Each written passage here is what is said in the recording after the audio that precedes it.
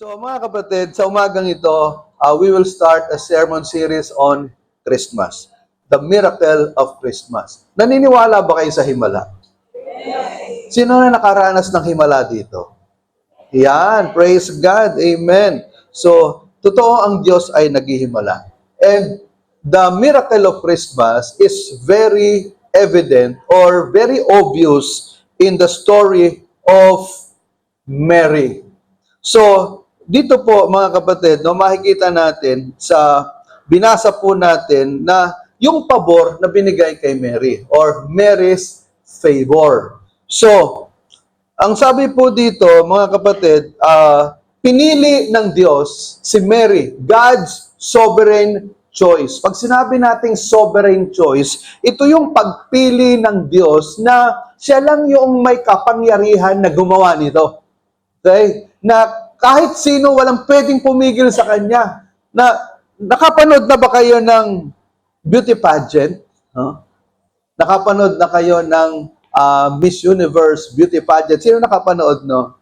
Di ba, pagka meron ka sarili-sarili tayong manok, diba? May sarili-sarili kang bet. And then, makita mo yung nanalo. Sabi, ang bihira naman, ba't yun naman ang nanalo? Di ba, parang, you're so disappointed na dapat hindi yan ang nanalo. Di ba, parang, bakit to? Ang pangit naman ito. Pati yung sagot, ang pangit ng sagot. Kung maglakad, yung catwalk, hindi catwalk, lion walk ang ginawa.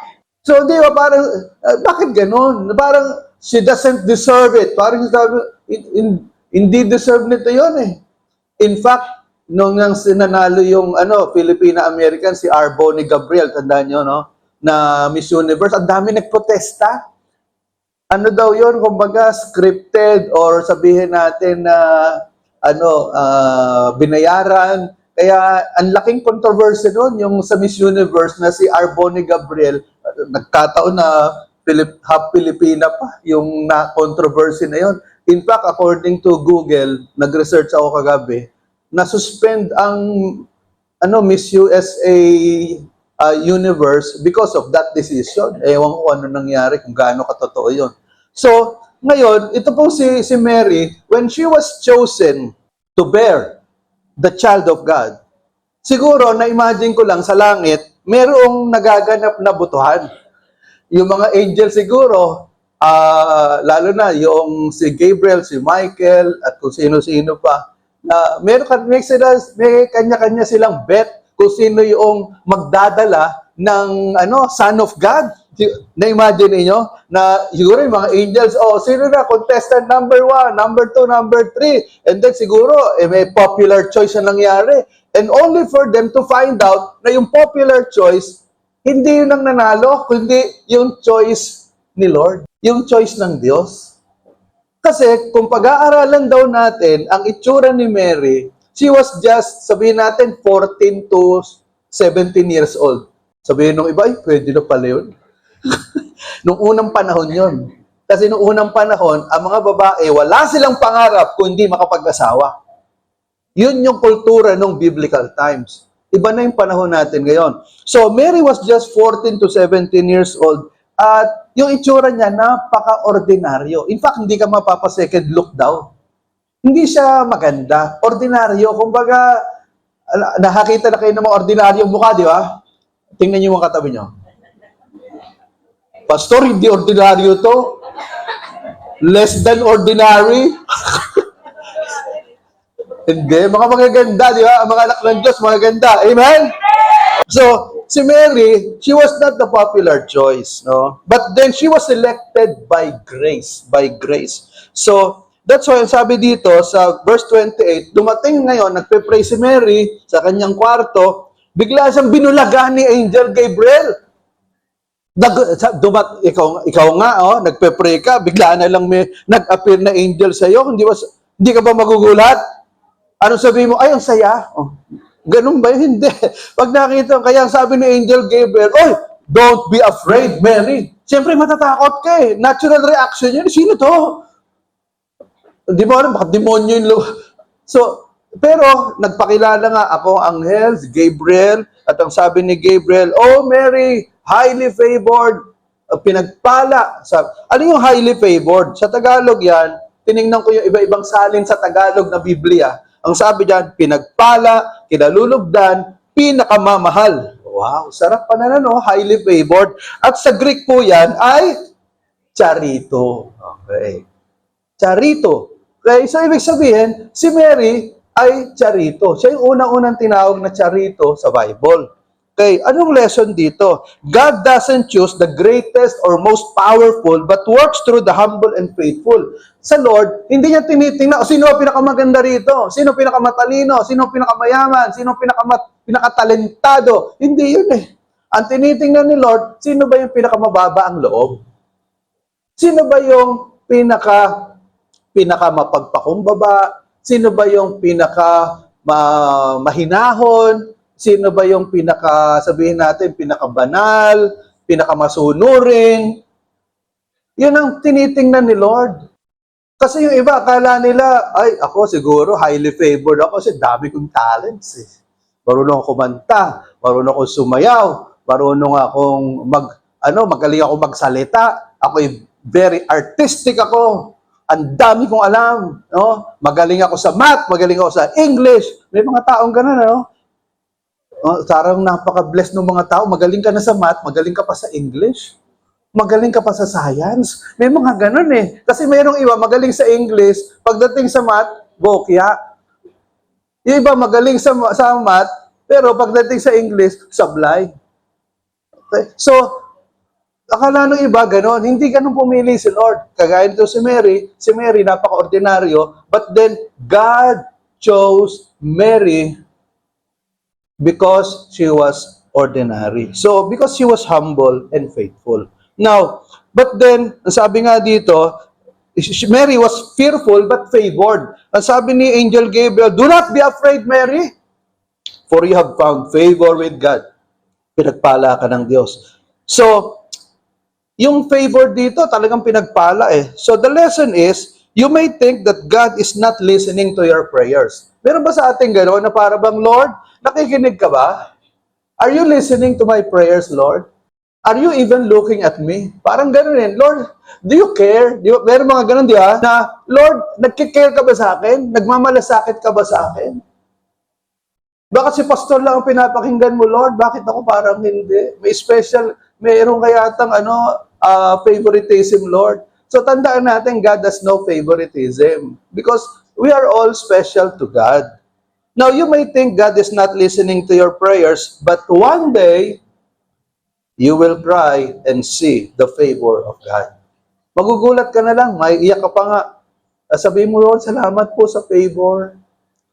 Now, believers, if you are a believer in Jesus Christ, if Jesus Christ is your Lord, God, Savior, you are highly favored by God through Christ. Bakit po? Ang sabi sa Ephesians chapter 1, verse 6, ang sabi diyan, we are favored in Christ. Tayo'y pinagpala. Ginamit po, mga kapatid, yung we are accepted in Christ. Yung sinabing accepted or favored or blessed doon sa Ephesians 1:6, the same word na ginamit dito kay Mary, na charito.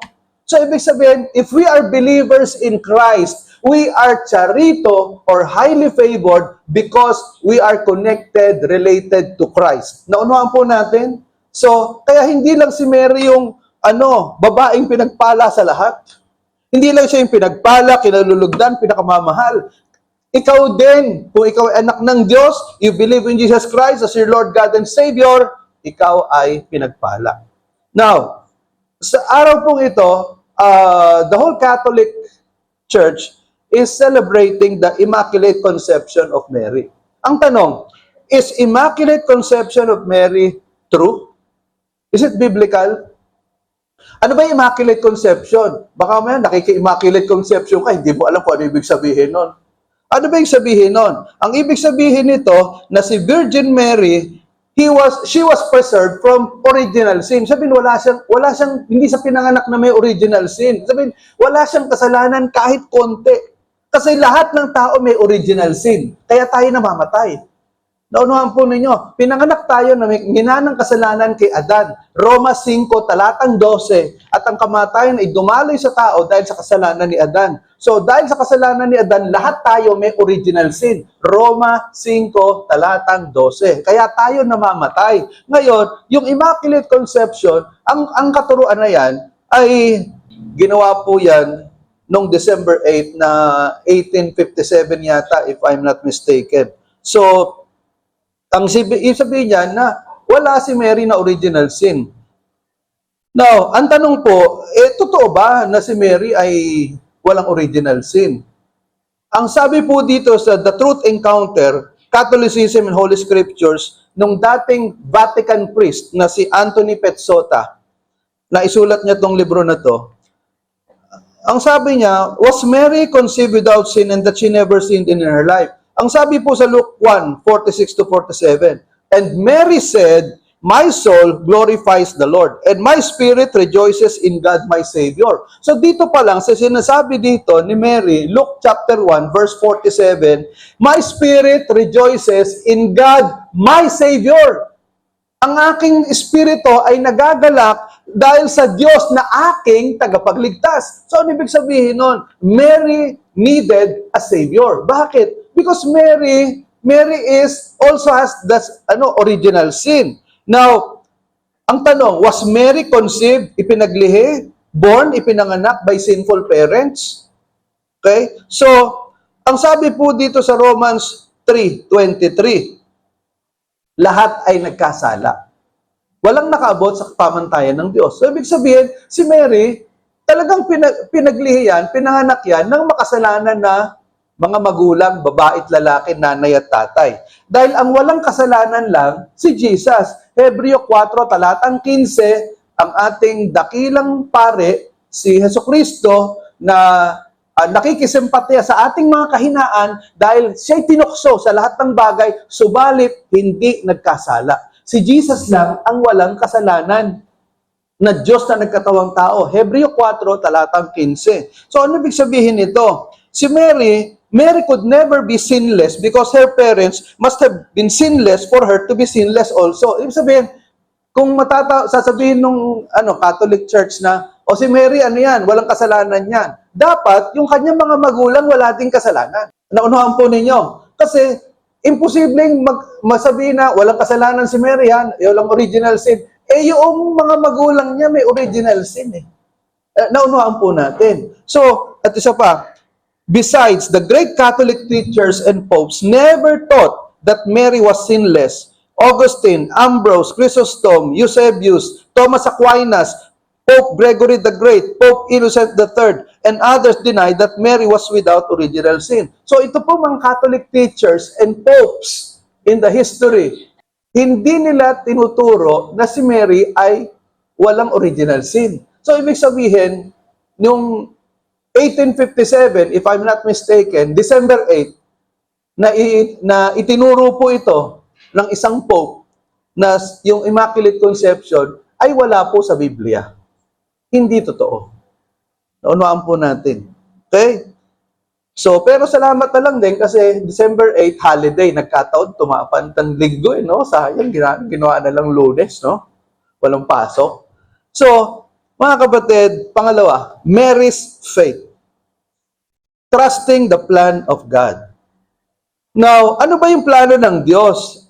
Ang sabi sa Luke 1:34-35, the plan of God revealed.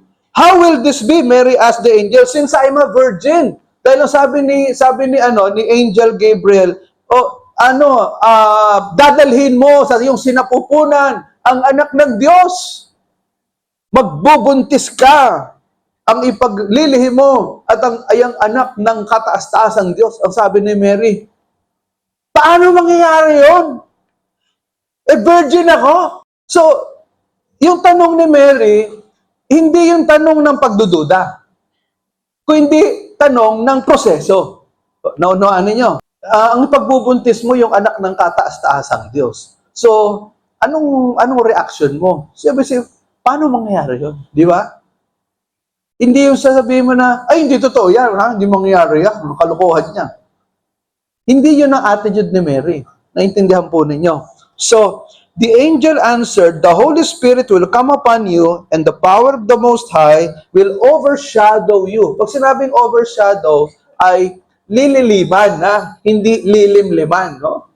Iba yung lilimliman sa lililiman. Lililiman, overshadow, ay sabihin parang, lulukuban.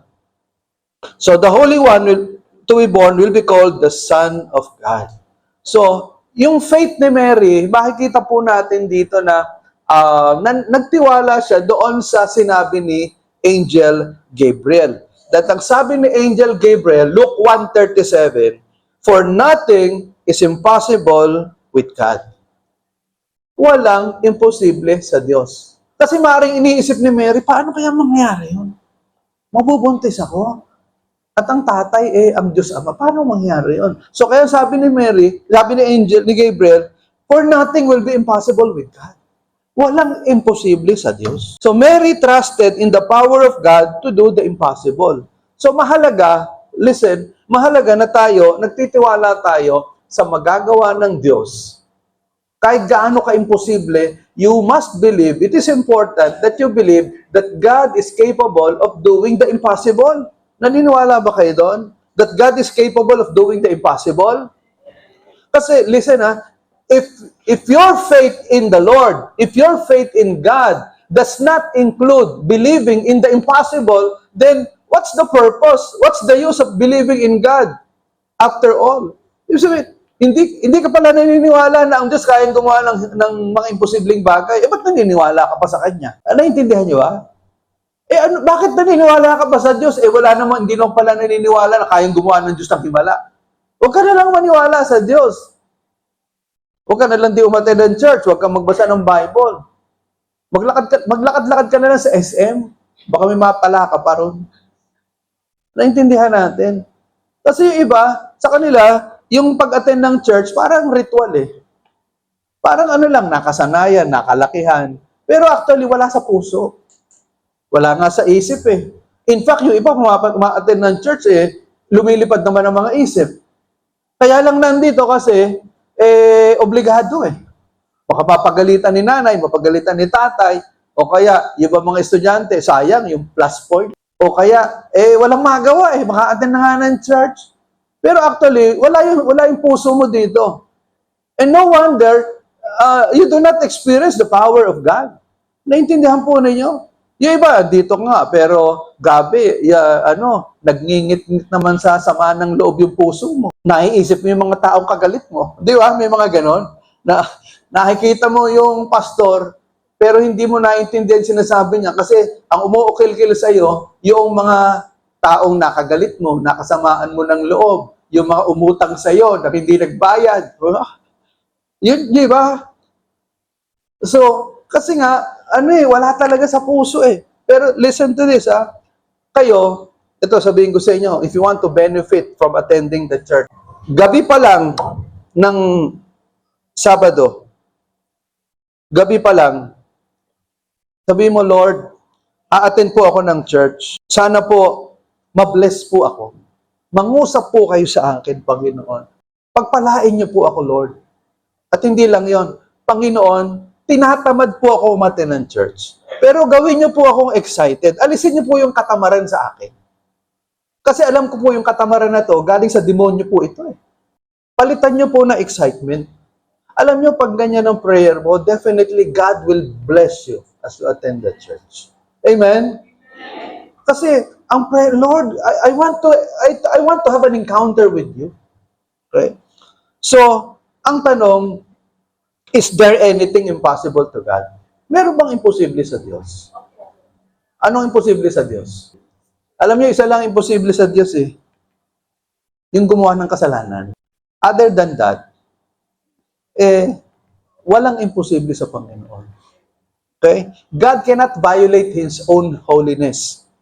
Now, the top 3 enemies of faith to believe in the impossible. Ano yung 3 bagay na umaaway sa ating pananampalataya para hindi tayo maniwala na ang Diyos ay kayang gumawa ng himala? Number 1, fear. Takot.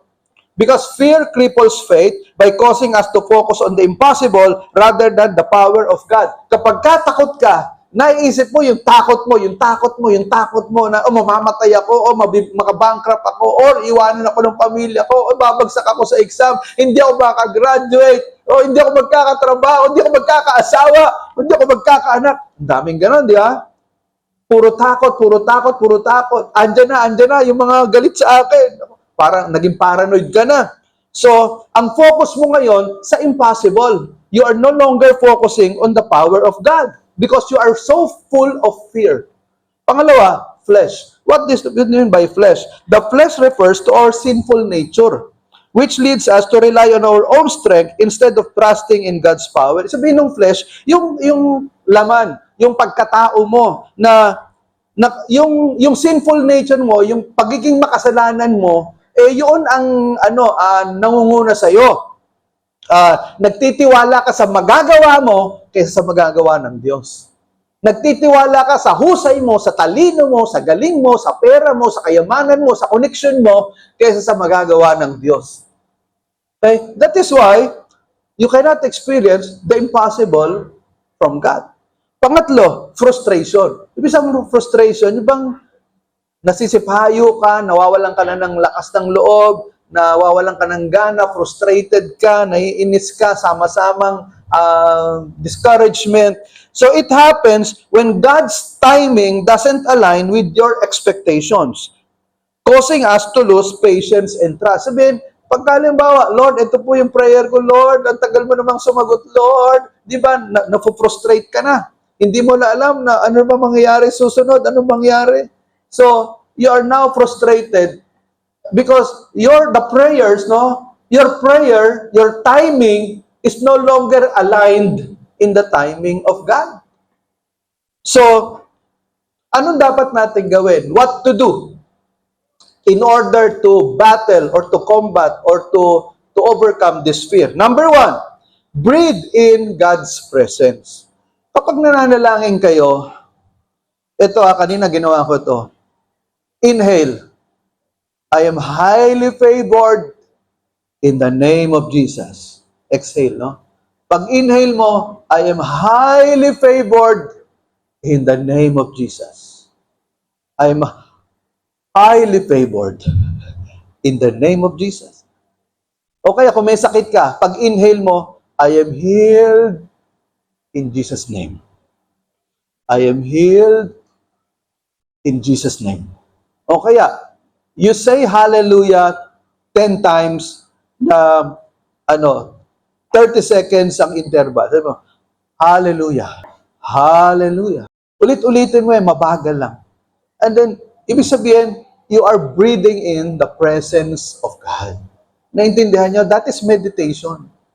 Now, pangalawa, believe in God's promises. Manampalataya ka. Ang tanong, how many promises of God do you know of in the Bible? Ilan ang promises ng Diyos sa Bible? May idea ba kayo?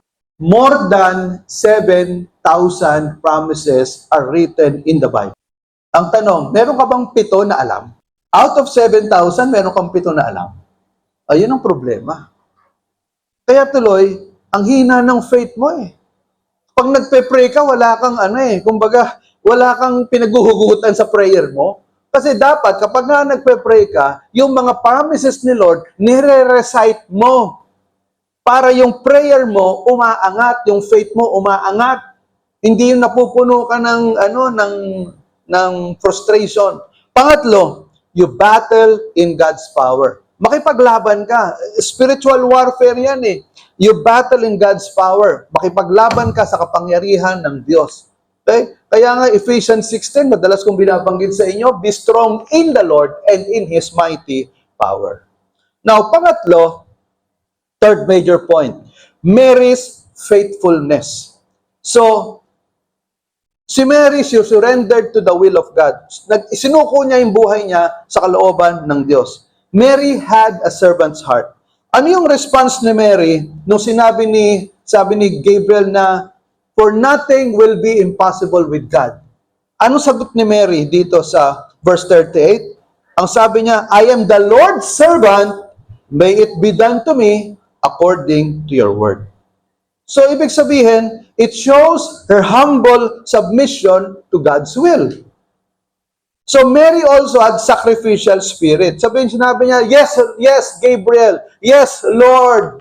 I will surrender my will to God. I will surrender my life to God. Mahahayaan ko na gamitin ako ng Diyos na makapangyarihan sa lahat para ipagbuntis yung anak ng makapangyarihang Diyos. I will say yes. Now, her yes demonstrates faith that prioritizes obedience over comfort or societal approval. So, ano ibig sabihin nun? Ito ha, ang tanong ko, madali ba para kay Mary ang mag-yes? Madali o hindi madali? Madali ba para kay Mary na, oh yes, Gabriel, okay, I agree. It's a privilege, no? Talagang masayang-masaya ako na ako'y gagamitin ng Diyos Ama. Ganun ba ang attitude ni Mary? Ganon o hindi ganon? Now, si Mary, she had true faith. The true faith involves surrendering our plans for God's greater purpose even if we don't fully understand. Kasi hindi naiintindihan ni Mary, paano mangyayari yon? Ay, ano ba mga susunod na pangyayari? Walang sinabi si Gabriel, di ba? Hindi sinabi ni Gabriel na, ganito mangyayari, Mary ha, sa unang buwan, ganito, pangalawang buwan, pangatlo, hanggang sa makapanganak ka. At maraming anghel na mag-iingat sa iyo at ikaw ay hihiga, ipapanganak mo yung batang yan sa isang palasyo. Walang ganun, di ba? Hindi sinabi ni Gabriel na ito mga mangyayari sa iyo. So, but Mary surrendered to the will of God despite of not knowing what will happen in the succeeding weeks, months, and years. Naintindihan niyo mga kapatid? Parang sabihin natin, sige, agree ako dyan, pero kahit hindi ko naiintindihan, kahit hindi ko alam kung anong mangyayari, sige, agree ako dyan, 100%, sige, todo bigay na ako dyan. Okay, now, tanong, ang sabi ni Mary, I am the Lord's servant, may it be to me as you have said. So, do you think it was easy for Mary to say this? I don't think so. Why? Because it would mean rejection by Joseph. Si Mary saka si Joseph, they were betrothed. Ibig sabihin, engaged. Noong unang panahon, pag engaged kayo, kahit di pa kayo kinakasal, para rin kayo mag-asawa. Ngayon, naisip ni Mary, magbubuntis ako, virgin ako. Ano sasabihin ni Joseph? Maniniwala kasi sa akin na nakausap ako ni Gabriel. Hindi magbubuntis ako. Nako, mahal na mahal ko si Joseph. Nako, baka i-reject ako. Pero, inalis ni Mary yan. Sabi, parang inisip niya, kahit i-reject ako ni Joseph, sige na nga, itutuloy ko. Pangalawa, ridiculed by the community. Pagtatawanan si Mary, pagtatawanan siya, si Joseph, nung buong community, daming mga marites doon, na, siyempre, ano ba yan, nabuntis? Hindi naman sila, wala, hindi pa nga nagsasama, engaged pa lang, buntis na. Di ba, isipin nyo, no? Ganong katindi yung panunuya. Pero hindi inisip ni Mary, sabi, hindi bali na. Pangatlo, it would mean risking her life or death by stoning. Kasi ang sabi sa Deuteronomy 22, 23 to 24, kapag kang isang virgin na ikakasal, biglang nabuntis o nakipagsiping sa hindi niya ka-engage, babatuhin hanggang sa mamatay. Deuteronomio 22, talatang 23-24. So, sabi ni Mary, hindi, bali na! Kung ako'y mamamatay ako. Ang mahalaga, susunod ako sa kalooban ng Diyos. So, Mary surrendered to the will of God by full faith. So, it was a radical faith. Naintindihan niyo ba? Pag sinabing radical, talagang radical na, bahala na kung anong mangyayari, basta susunod ako sa Diyos. I don't care what others will say. I don't care what will happen to me. What I care is, I will obey the will of God. In life application, ano ba yung nating matutunan doon sa dialogue between Gabriel and Mary? Number one, God's plans are perfect. Perfecto. Ang plano ng Diyos, perfecto. Ang Diyos hindi nagkakamali. Okay? Like Mary, we are chosen by grace to fulfill God's purposes. God has a purpose for you. Okay, Tagalogin natin. May layunin ng Diyos para sa iyo. Naniniwala ba kayo na meron kang layunin galing sa Diyos? You have a mission from God? Dapat malaman mo yan. You ask God, Lord, ano po ba ang purpose ko sa buhay? Ano ba ang mission mo para sa akin? Ano po ba ang plano ninyo? Dapat yung plano ni Lord, ang sinusunod mo, hindi yung plano mo. Kasi pagka plano mo ang nasusunod, napaka-selfish mo, napaka-self-centered mo, hindi uunlad ang iyong buhay Kristiyano. In fact, you will grow old with full of regrets. Punong-puno ka ng pagsisisi, punong-puno ka ng panghihinayang. Bakit? Ikaw ang nasusunod eh. Yung gusto mo ang sinusunod mo, hindi yung kalooban ng Diyos, hindi yung gusto ni Lord. Napaka-self-centered mo, napaka-selfish mo. Parang ikaw yung sentro ng ng mundo. Feeling mo napaka-entitled mo na lahat ng tao kailangan i-please ka. Meron mga ganun, di ba? May mga tao na ang feeling nila na kailangan pagtingin niyo sa akin na parang iba center of attraction. Now, God's plans are perfect. Let the will of God, let the plan of God manifest in your life. Pangalawa, faith overcomes fear. Yung faith mo, listen, feed your faith, not your fear. How do you feed your faith? It is by meditating on the promises of God. Okay? Trust in the plan of God, trust in God's plan, even if it seems that the future is unclear to you. Kahit sa palagay mo parang hindi ko sigurado to, Lord, di ko alam kung anong mangyayari sa akin, pero di bale, magtitiwala ako sa iyo, aalisin ko itong takot na to, I will have faith in you.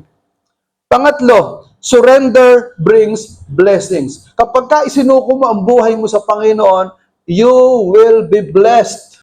Mary's obedience reminds us to say, yes, Lord, despite the challenges. Gusto ni Lord, mga yes, Lord tayo eh. Yes, Lord, yes, Lord. Hindi yung no, Lord. Yes, Lord. Because when you surrender, it will give you blessing. Pang-apat, nothing is impossible with God. Walang imposible sa Diyos. Do you believe that nothing is impossible with God? Amen? So, God's power is limitless. Because with God, all things are possible. Amen? Palakpakan natin ang Panginoon. Now, meron pong isang American missionary family na hindi nila sigurado kung pupunta sila sa Pilipinas. Pero kasi ang bigat hindi sila mayamang American family. Kumbaga ordinaryo lang sila. But then sa loob ng maraming linggo, kinakausap sila ng Holy Spirit na pumunta sa Pilipinas at mag-ministry doon sa mga mahihirap na lugar sa Pilipinas. Pero nagdadalawang isip sila kasi nga wala silang budget. Hindi sila mayaman. Until they attended the Christmas worship service at 10 a.m. in their church.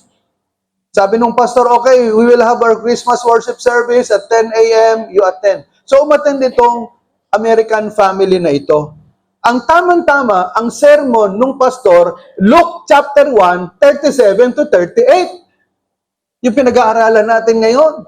Yung Luke 1:37, sabi doon, with God all things are possible. And then sa Luke 1:38, let it be to me what you have said. Ang sabi ni Mary, mangyari sa akin kung ano ang sinabi mo. So then they finally decided to surrender to God's will by going even if they didn't know where to get the missions fund. So nag-decide sila, o sige, punta tayo sa Pilipinas.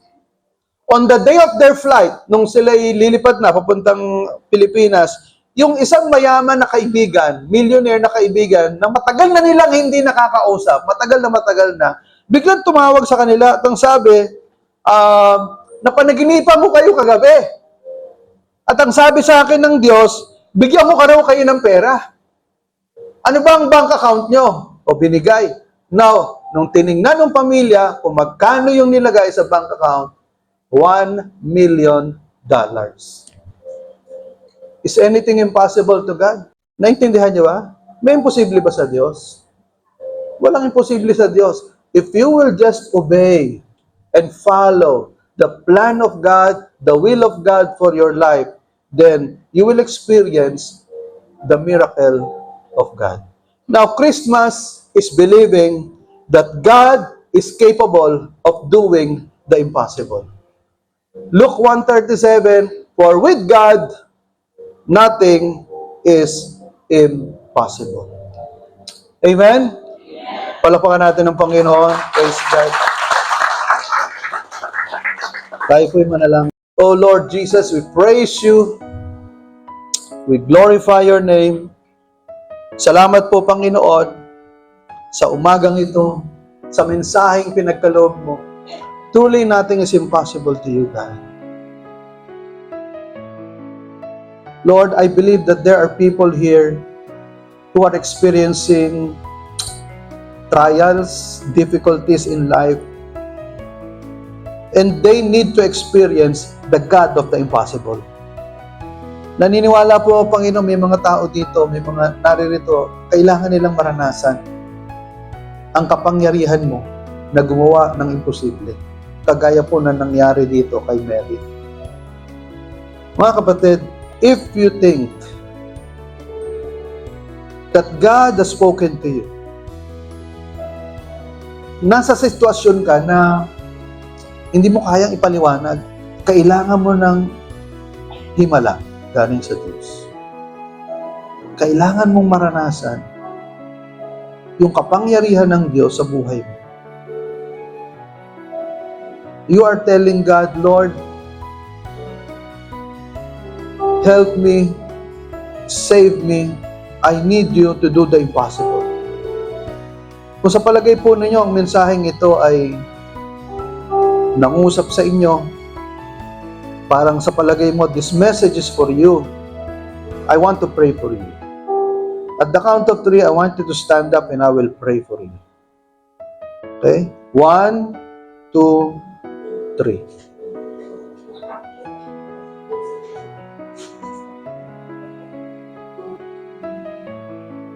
Panginoon, nakikita niyo po itong mga taong ito. Itaas niyo yung mga kamay ninyo sa Panginoon.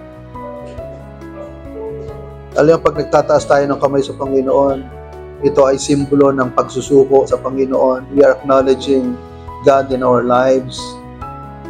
We are telling God, Lord, suko ako sa iyo. Kailangan kita. O Panginoon, nakikita niyo po itong mga taong ito, nakatayo po, nakataas ang mga kamay. Kailangan ka po nila, Panginoon. Maghimala po kayo, Lord, sa kanilang mga buhay. Nakikita niyo po, Panginoon, batid ninyo ang laman ng kanilang mga puso. Alam ninyo ang mga sitwasyon sa kanilang mga buhay. Bilang mo ang hiblan ng kanilang mga buhok. Panginoon, kilalang kilala mo po ang bawat isang ito. Alam mo, Panginoon, kung gaano kabigat yung kanilang pangangailangan, na gumawa po kayo ng himala sa kanilang mga buhay. Maghimala po kayo, Panginoon. Maghimala po kayo. Dalangin ko, Panginoon, lahat na nakatayo na naririto, na nagpapakababa sa iyong harapan, na kinikilala ka bilang Panginoon, tagapagligtas at Diyos ng kanilang mga buhay. Panginoon, gumawa po kayo ng himala. Maghimala po kayo. Sa takdang panahon, sa lalong madaling panahon, patunayan niyo po na kayo ay Diyos na hindi nagbabago. Ang Diyos ni Mary, siya ring Diyos na kumikilos sa aming panahon. Truly, with God, nothing is impossible. Sa Diyos, walang imposible. Salamat po, Panginoon. I pray, O God, for double blessing for those who are standing up right now. Patunayan niyo po, I pray, the manifestation of the God of the impossible in their lives. Thank you, Jesus. We praise you, God. We glorify your name, Lord. Hallelujah. Nangangako po kami, Panginoon, na kung maghihimala po kayo, hindi ka po namin kakalimutan. Pupurihin ka namin sa lahat ng tao, sasambahin ka namin, paglilingkuran ka namin, Panginoon, ng lubos-lubos. Ibabalik namin sa iyong kapurihan. Panginoon, luwalhatiin niyo po ang pangalan ninyo sa aming mga buhay. Gumawa po kayo ng himala. Thank you, God, in Jesus' name. Amen. Amen.